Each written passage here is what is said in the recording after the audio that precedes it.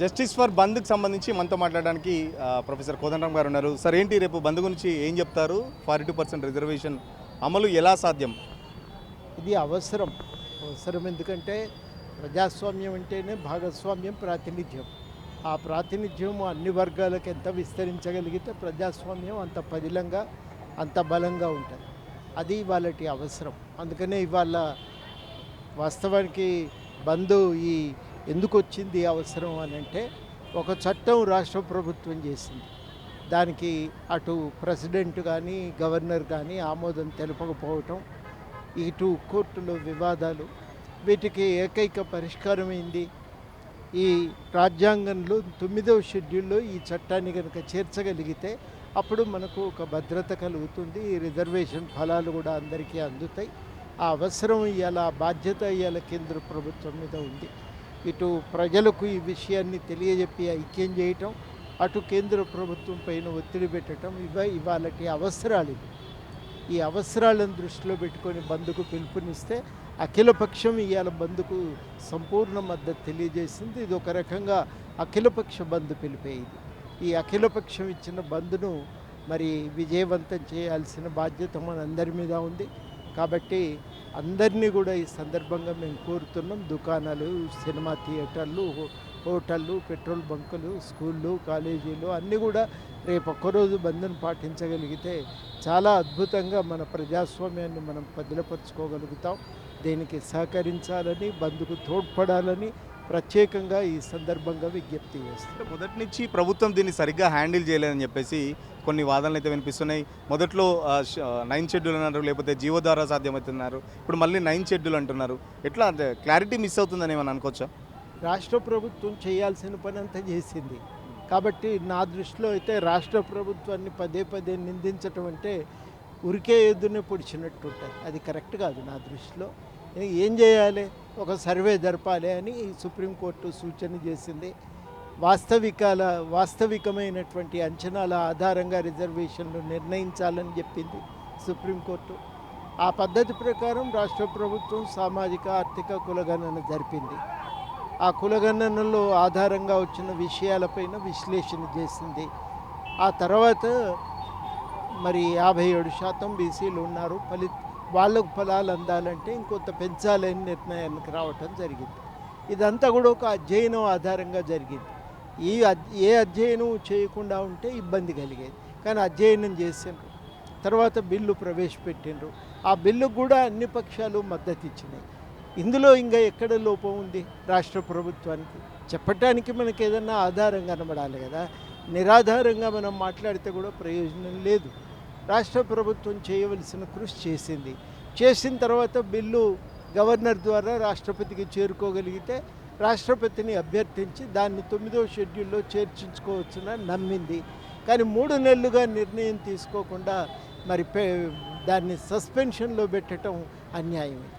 ఈ అన్యాయాన్ని మనం మాట్లాడకుండా రాష్ట్ర ప్రభుత్వం తప్పు చేసింది అని అంటే అంతకంటే పెద్ద మోసం కూడా మరొకటి ఉండదని నేను భావిస్తున్నా.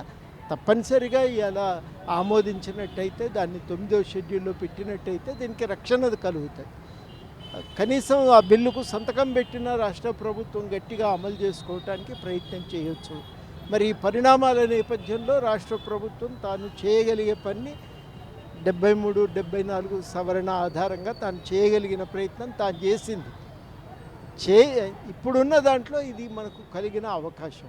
ఇంతకు మించి మనం చేయటానికి ఇంకొక మార్గం లేదు. అంటే ఉభయ సభలు ఆమోదం తెలిపిన తర్వాత, రాజకీయ పార్టీలని మద్దతు తెలిపిన తర్వాత మరి ఇంకా లోపం ఎక్కడ జరుగుతుంది అనుకోవచ్చు? ఎట్లా చేస్తే మరి 42% రిజర్వేషన్ ఫలాలు బీసీలకు దక్కుతాయి అనుకోవచ్చు? ఇప్పుడు చేయవలసింది ఏంది చెప్పండి? గవర్నర్ ఆమోదించాలి, రాష్ట్రపతి ఒప్పుకోవాలి కదా. ఎందుకు పెండింగ్లో ఉన్నాయి 3 నెలలుగా? చెప్పాలి కదా. మనం అడగవలసిన ప్రశ్న అది కదా. ఆ ప్రశ్న మనం అడగకుండా రాష్ట్ర ప్రభుత్వం ఇది చేసేది ఉండే, అది చేసేది ఉండే అంటే ప్రయోజనం ఏముంటుంది? ఎవరు చేయటానికి ప్రయత్నం చేస్తున్నారో వాళ్ళ మీదే రాళ్ళేస్తే కూడా మనకేం ప్రయోజనం దక్కదు కదా. కాబట్టి ఇవాళ మనం అడగవలసింది ఏంటంటే ఎందుకు పెండింగ్లో పెట్టాలి? దీంట్లో హానికరం ఏముంది, నష్టం ఏముంది, జాతి ప్రయోజనాలకు కలిగే ఇబ్బంది ఏముంది? దాన్ని ఉంటే రాసి పంపండి రాష్ట్ర ప్రభుత్వానికి. కానీ మీరు రాసి పంపరు. అఖిలపక్షం ఆమోదించిన బిల్లు ఇది. ఇంతటి బలమైన ఒక ఆకాంక్ష వ్యక్తీకరణను కూడా గుర్తించకపోతే ప్రజాస్వామ్యాన్ని ఫెడరల్ స్ఫూర్తిని ఉల్లంఘించినట్టే కదా. ఇది జరుగుతున్న తప్పు ఎక్కడ ఉంది అని అంటే రిజర్వేషన్లకు అనుకూలం లేకపోవటం చేతనే జరుగుతుంది అని అనుకోవాల్సి వస్తుంది. అంతకు మించి ఇంకే కారణం ఉన్నదండి? ఇంకేం కారణం లేదు. ఇట్లా చేస్తే అవుతుండేనా, అట్లా చేస్తే అవుతుండేనా అని ఒక్కొక్కరు ఒక్కో రకంగా చెప్తున్నారు. అసలు వాళ్ళు ఒప్పుకుంటే అయిపోతుంది కదా. ఇన్ని చర్చలు ఎందుకు? వాళ్ళు ఒప్పుకొని 9వ షెడ్యూల్లో పెడితే ఏ పంచాయతీ ఉండదు కదా. ఇది కదా మనం కోరుకుంటున్నది. దాని విషయంలో ఇంతటి తాత్సర్యం అన్యాయం ఇది. అప్పుడు పివి నరసింహారావు గారు తమిళనాడు రిజర్వేషన్ల దాన్ని చట్టాన్ని అప్పుడు వాళ్ళు 9వ షెడ్యూల్లో చేర్చి దానికి రక్షణ కల్పించండి. రక్షణ కల్పించాలి. ఇప్పుడు రాజ్యాంగంలో రిజర్వేషన్లపై పరిమితి లేదు. కోర్టులు పెట్టిన పరిమితి కూడా సందర్భాల్లో మార్చుకోవచ్చని చెప్పినాయి. ఎప్పుడు మార్పులు చేర్పులు చేయాలన్నా దానికి విస్తృతమైన అధ్యయనం జరగాలన్నాయి. ఇవన్నీ జరిగింది కదా. జరగకపోతే రాష్ట్ర ప్రభుత్వం తప్పు చేసింది అని మనం అనటానికి ఆస్కారం ఉంది. కాబట్టి నా దృష్టిలో రాష్ట్ర ప్రభుత్వాన్ని కాదు మనం అడగవలసింది, బిల్లు ఎందుకు సంతకం కాలేదు? ఇంత విస్తృత ప్రజామోదం పొందిన తర్వాత అందరి ఆకాంక్షలు ఇంత బలంగా వ్యక్తమైనాక దాన్ని ఆమోదించాలి. ఆమోదించకపోవటమే నా దృష్టిలో పెద్ద తప్పిదమది. బీజేపీ కూడా ఇక్కడ చాలా స్పష్టంగా చెప్తుంది, బీసీల పేరిట ముస్లింలకు 10% రిజర్వేషన్లు కట్టబెట్టే ప్రయత్నం ఇక్కడ కాంగ్రెస్ ప్రభుత్వం చేస్తుంది. దానికి సంబంధించి ఎట్టి పరిస్థితుల్లో ఒప్పుకోమని చెప్పేసి బీజేపీ కూడా చాలా స్పష్టంగా చెప్తున్న పరిస్థితి. మరి ఎట్లా సాధ్యం సార్? మరి వెనుకబడిన తరగతులకు రిజర్వేషన్లు అండి భారతదేశంలో. ముస్లిముల్లో వెనుకబడిన తరగతులకు ఎవరు ఇవ్వలేదు రిజర్వేషన్లు. గుజరాతీ ఇవ్వలేదా, బీహారీ ఇవ్వలేదా, ఉత్తరప్రదేశ్ ఇవ్వలేదా? అందరు ఇచ్చిండ్రు కదా. అందరు ఇచ్చినట్టు మనం ఇచ్చినాం కదా. ఇది ముస్లిం రిజర్వేషన్లు నేను మాట్లాడితే ఇట్లా వెనుకబడిన తరగతులు ఏమి? ముస్లిముల్లో వెనుకబడిన తరగతులకు మన దగ్గర కూడా రిజర్వేషన్లు కల్పించారు. అన్ని రాష్ట్రాలు ఇచ్చినప్పుడు తప్పు లేదు, కానీ మన రాష్ట్రాన్ని ప్రత్యేకంగా వేలెత్తి చూపటం ఇది ఎట్లా కరెక్ట్ అవుతుంది? అన్యాయం కదా ఇది. నేను అనుకోవటం ఏంటంటే మీకు వ్యతిరేకత ఉంటే స్పష్టంగా చెప్పండి, మాకు ఈ రిజర్వేషన్ల పట్ల ఆమోదం లేదు అని. ఒకవేళ తప్పు జరిగింది అంటే ఎక్కడ తప్పు జరిగిందో సూటిగా చెప్పండి. నా దృష్టిలో రెండూ జరగట్లేదు. రెండూ చేయకుండా పదే రాష్ట్ర ప్రభుత్వాన్ని అని ప్రయోజనం లేదు. చాలా సూటి విషయం అండి. చట్టం అయింది, అఖిలపక్షం ఒప్పుకుంది, రాష్ట్ర ప్రభుత్వం అమలుకు సిద్ధపడ్డది. ఎందుకు ఆపుతున్నారు? ఇంతటి బలమైన ఆకాంక్షను మీరు ఎందుకు ఆపుతున్నారు? ఇదే కదా ఇవాళ అడగవలసిన ప్రశ్న. అడగవలసిన ప్రశ్నను పక్కకు పెట్టి వేరు విషయాల గురించి మాట్లాడితే ఏం ప్రయోజనం అండి? ఖచ్చితంగా రాష్ట్ర ప్రభుత్వం చేయాల్సిందంతా చేసింది.